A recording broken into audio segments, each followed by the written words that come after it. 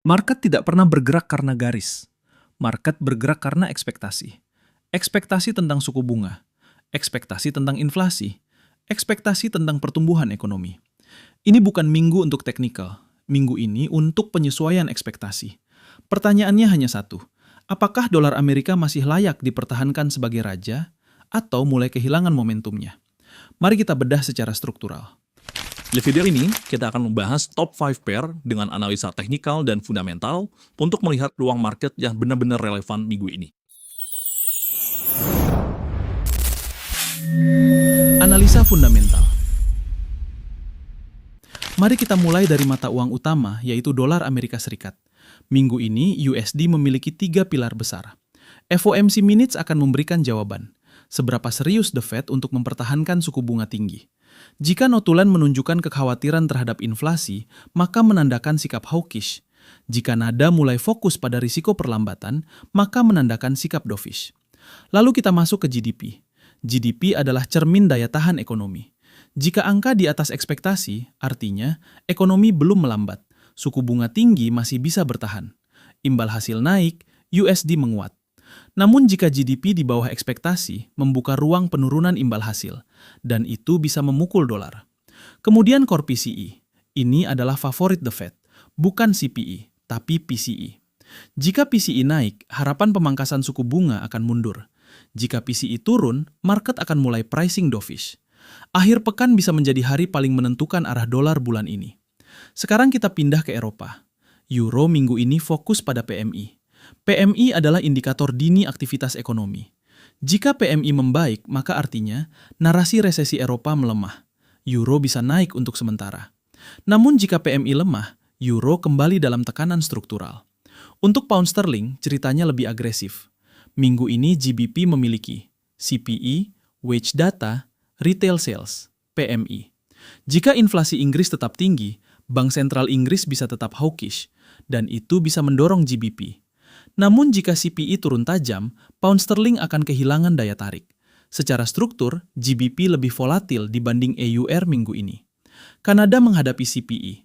Jika inflasi Kanada naik, maka CAD bisa menguat signifikan. Tapi jika lemah, USD CAD bisa kembali bullish. Australia memiliki data tenaga kerja, employment change, dan unemployment rate. Jika pasar tenaga kerja menguat, dolar Australia dapat mengalami kenaikan. Jika pengangguran naik, maka tekanan akan muncul. Lalu yang paling agresif adalah Bank Sentral Selandia Baru. Data ekonomi yang dirilis, official cash rate, monetary policy statement, press conference. Nada kebijakan di sini sangat penting. Jika bersikap hawkish, maka pergerakan NZD akan terjadi spike. Jika bersikap dovish, berpotensi NZD akan mengalami drop dengan cepat. Volatilitas dalam keadaan ini bisa sangat tajam. Untuk yen, ini murni karena sentimen risiko. Jika market takut, yen akan mengalami penguatan. Jika market percaya diri, berpotensi yen akan melemah. USD JPY sangat sensitif terhadap FOMC Minutes dan GDP. Top 5 pair minggu ini. Pertama, pair Euro USD pada time frame H4. Kita mulai pada struktur market. Sebelumnya ada impuls bullish kuat dari area demand 1,1670 sampai 1,1730. Harga kemudian naik agresif dan tertahan di zona supply 1,1980 hingga 1,2040. Muncul rejection kuat sehingga market terjadi pullback. Saat ini harga berada di bawah resistance 1,1930 sampai 1,1955. IMA mulai mendatar. Momentum bullish melemah. Tetapi struktur higher low masih terjaga. Trendline naik juga masih bertahan. Artinya, buyer belum sepenuhnya kalah. Support penting berada di 1,1800 dan 1,1760. Jika area ini jebol, struktur bullish bisa berubah.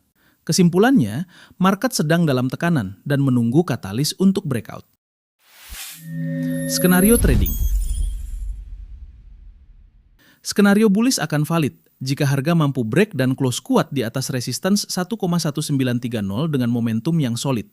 Maka target kenaikan berada di 1,1955 dan potensi lanjut ke supply 1,1980 hingga 1,2040.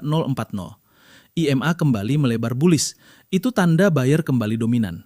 Namun, skenario bearish akan terjadi. Jika harga gagal tembus resistance dan breakdown di bawah support 1,1800, maka potensi turun ke 1,1760 akan terbuka, bahkan kembali ke zona demand 1,1670 sampai 1,1730. Jika demand ini ditembus, struktur H4 bisa berubah menjadi bearish lebih besar.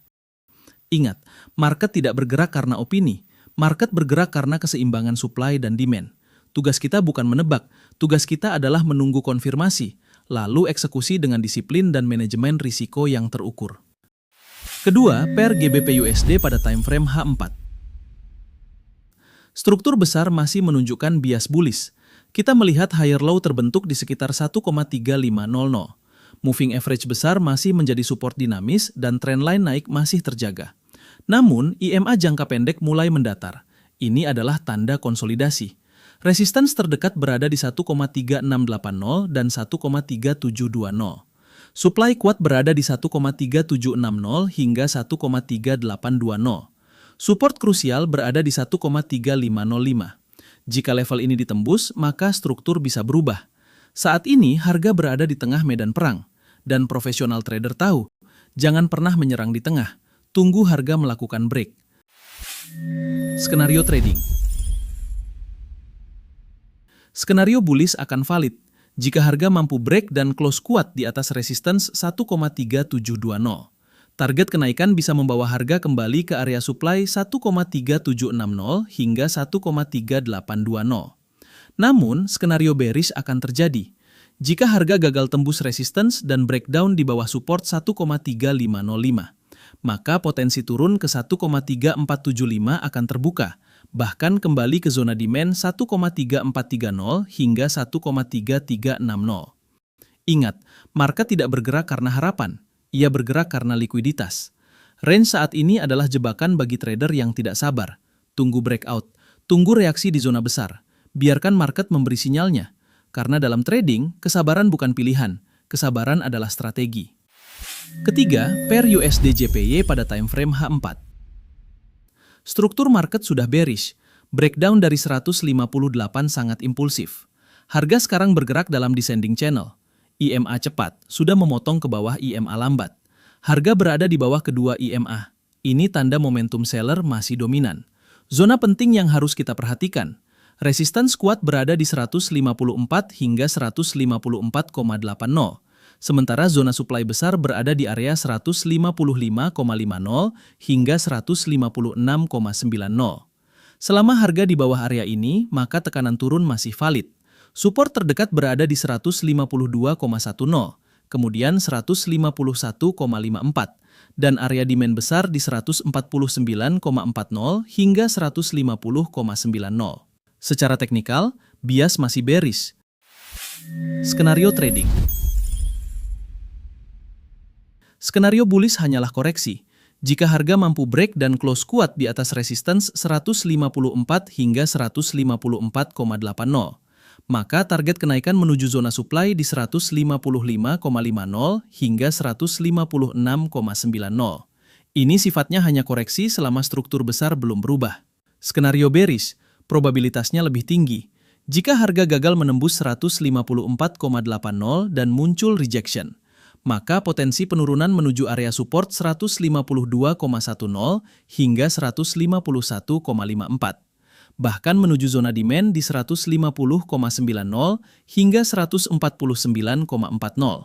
Break di bawah 152 akan membuka ruang penurunan lebih dalam. Ingat, market tidak pernah salah. Ia hanya mencerminkan perubahan narasi global. Tugas kita bukan menebak arah, tapi membaca struktur dan mengikuti momentum. Karena dalam trading, bukan siapa yang paling sering benar, tapi siapa yang paling disiplin mengelola risiko. Berikutnya, pair USD CAD pada time frame H4. Struktur besar masih bearish. Kita melihat impuls turun kuat, lower high dan lower low. EMA cepat masih berada di bawah EMA lambat. Artinya, tren utama masih turun. Kenaikan saat ini terlihat sebagai koreksi menuju area resistance. Zona penting yang harus kita perhatikan. Pada bagian atas, ada resistance di 1,3640 hingga 1,3670. Supply kuat di 1,3690 sampai 1,3740.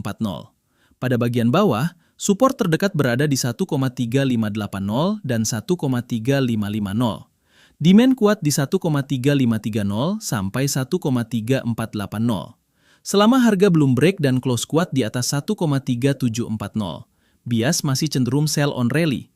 Ini bukan reversal structure. Ini masih pullback dalam tren turun. Skenario trading. Skenario bullish akan valid. Jika harga mampu break dan close kuat di atas 1,3670, maka target kenaikan menuju area supply 1,3690 hingga 1,3740. Namun skenario ini masih alternatif. Skenario bearish lebih dominan. Jika harga gagal menembus resisten 1,3670 hingga 1,3690 dan muncul rejection kuat atau bearish engulfing, maka berpotensi turun kembali ke area support 1,3580 hingga 1,3550. Break di bawah support 1,3550 dan bisa membawa harga kembali ke zona demand di 1,3530 hingga 1,3480.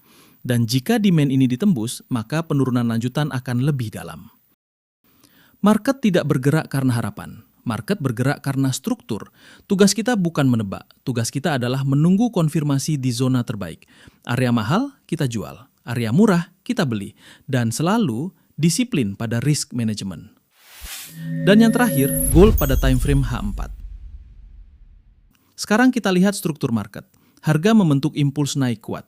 Kemudian rejection keras dari zona supply. Lalu spike turun ekstrim ke demand. Namun setelah itu, harga membentuk higher low, artinya tekanan jual mulai melemah. EMA cepat mulai mendatar dan mengarah naik. EMA lambat menjadi support dinamis, dan harga masih bertahan di atas EMA 200. Tren besar masih bullish, yang terjadi hanyalah koreksi sehat. Resistance kuat berada di 5.150 dan 5.250. Jika area ini ditembus, jalan menuju supply 5.400 terbuka. Support penting berada di area 4.850 hingga 4.700. Selama ini bertahan, buyer masih punya kendali. Dan jangan lupakan zona demand di area 4.400 hingga 4.600. Ini area institusi. Skenario trading. Skenario bullish akan valid jika harga berhasil break dan close kuat di atas resistance 5.150. Dengan momentum dan volume meningkat, maka target berikutnya menuju resistance 5.250, bahkan menuju zona demand 5.400 hingga 5.600. Strateginya, buy breakout atau buy pullback setelah konfirmasi. Skenario bearish hanyalah koreksi. Jika harga gagal menembus resistance 5.150 atau 5.250, kemudian muncul rejection besar dan harga breakdown ke bawah support 4.850, maka target penurunan berpotensi kembali ke 4.700, bahkan menuju zona demand 4.600 hingga 4.400. Strateginya, sell on rejection atau sell breakdown dengan konfirmasi jelas. Di zona seperti ini, yang terburu-buru akan tersingkir.